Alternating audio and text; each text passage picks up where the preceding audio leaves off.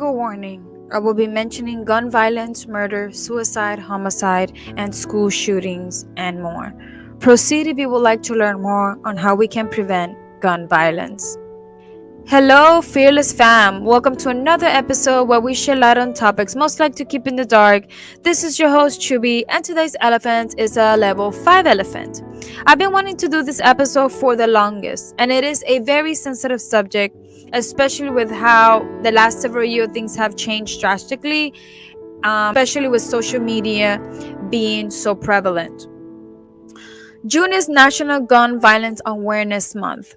How did National Gun Violence Awareness Month begin? According to WeWereOrange.org, on January 21st, 2013, Harriet Pendleton marched in President Obama's second inaugural parade. 1 week later, Harriet was shot and killed on a playground in Chicago. Soon after this tragedy, on June 2nd, 2015, on what would have been her 18th birthday, Harriet's friends commemorated her life by wearing orange, the color hunters wear in the woods to protect themselves and others.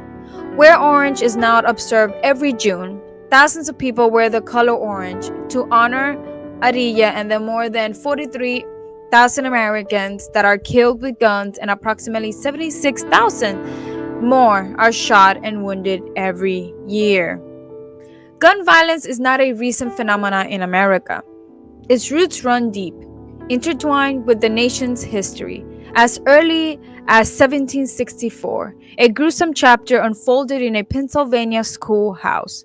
A schoolmaster and 10 children were tragically killed by a gunman. This event, known as the Enoch Brown School Massacre, marked the first recorded mass shooting in American history. Fast forward to the 20th and 21st century, and the frequency and brutality of such tragedies have only escalated. The 1999 Columbine High School Massacre, where 2 students killed 12 classmates and a teacher, seared itself into the nation's consciousness. This tragedy exposed the vulnerabilities of schools and the devastating consequences of unchecked access to firearms. The 2016 Pulse nightclub shooting in Orlando, Florida, marked another dark chapter.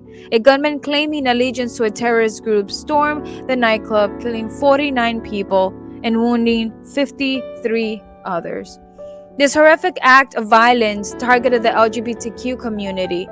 It exposed the deadly intersection of hate, intolerance, and easy access to firearms. In 2012, Sandy Hook Elementary School shooting in Newtown, Connecticut stands as a chilling testament to the devastating consequences of inaction. 20 children and 6 educators lost their lives in a hail of gunfire. This unspeakable tragedy shook the nation to its core. It ignited a renewed wave of calls for stricter gun control measures. In the wake of this tragedy, grieving parents of the victims channeled their grief into action. They formed Sandy Hook Promise, a nonprofit organization dedicated to preventing gun violence. They tirelessly advocated for common sense gun laws. They work to educate communities about the warning signs of potential violence. Despite their tireless efforts, the epidemic of gun violence persists. Mass shootings continue to plague the nation. They leave behind a trail of shattered lives and communities grappling with grief and trauma. The Sandy Hook Promise, though born out of unimaginable loss, serves as a beacon of hope. It fuels the fight for a future where such tragedies are not the norm, but distant memories. But let's think about the real problem about gun violence. Besides the fact that guns have more rights than women do, guns are virtually accessible to everyone. For example, the process of acquiring a firearm in Florida, like many states, involves navigating a complex web of federal and state laws.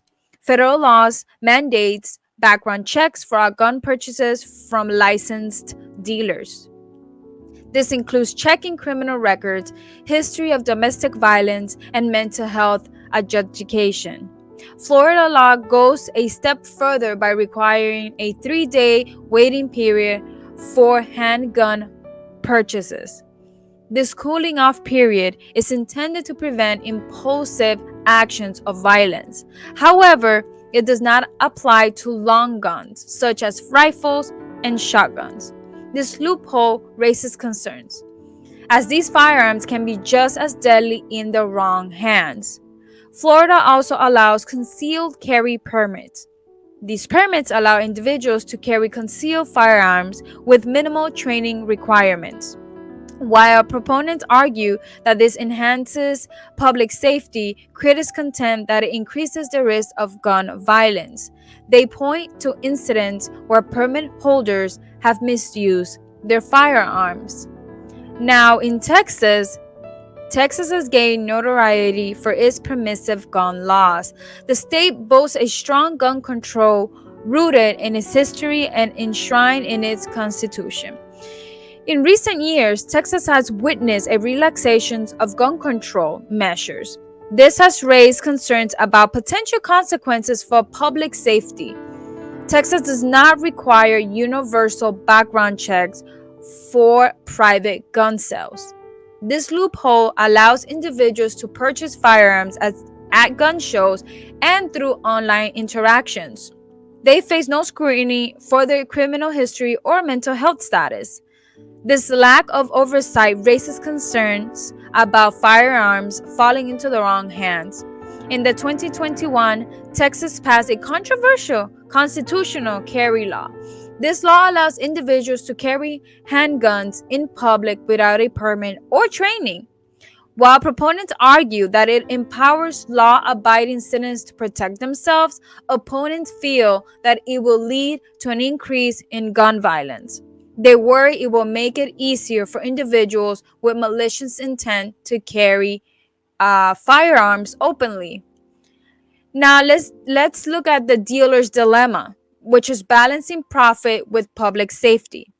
Firearms dealers occupy a unique and often controversial position in the debate surrounding gun violence.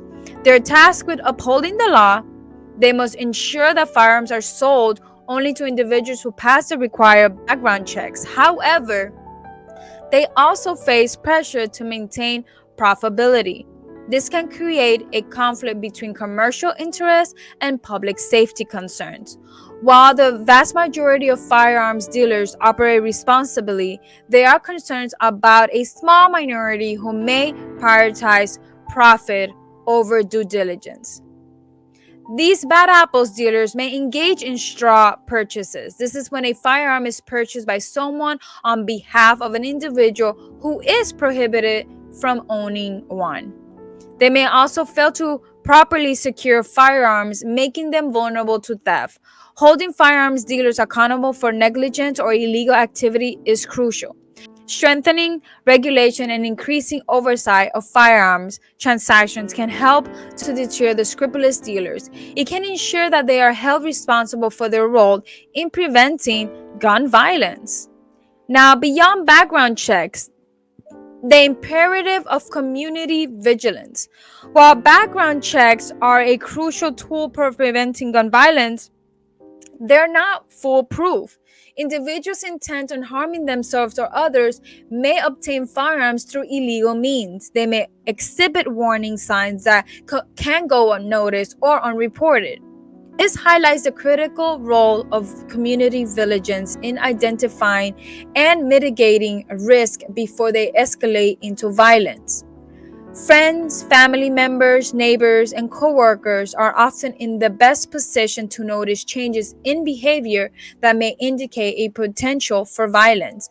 These changes may include increased isolation or withdrawal, sudden outbursts of anger or aggression, making threats of violence, fascination with weapons or violence, and expression of hopelessness or despair.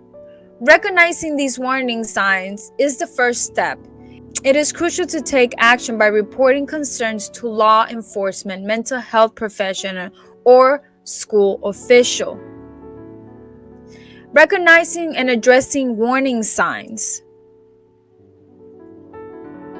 Parents play a pivotal role in preventing gun violence. They're responsible for teaching their children about the dangers of firearms. They must ensure that firearms are stored safely and responsibly in the home.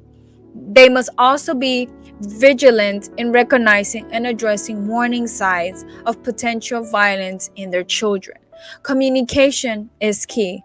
Parents should foster open and honest communication with their children about their lives. They need to know what is happening in their world. They should be aware of their online activity, their peer groups, and any potential stressors they may be facing. Parents should familiarize themselves with the warning signs of potential violence. They should be prepared to seek professional help if their child exhibits concerning behaviors. Early intervention can make a world of difference. It can help a struggling child get the support they need before the problem escalates into violence.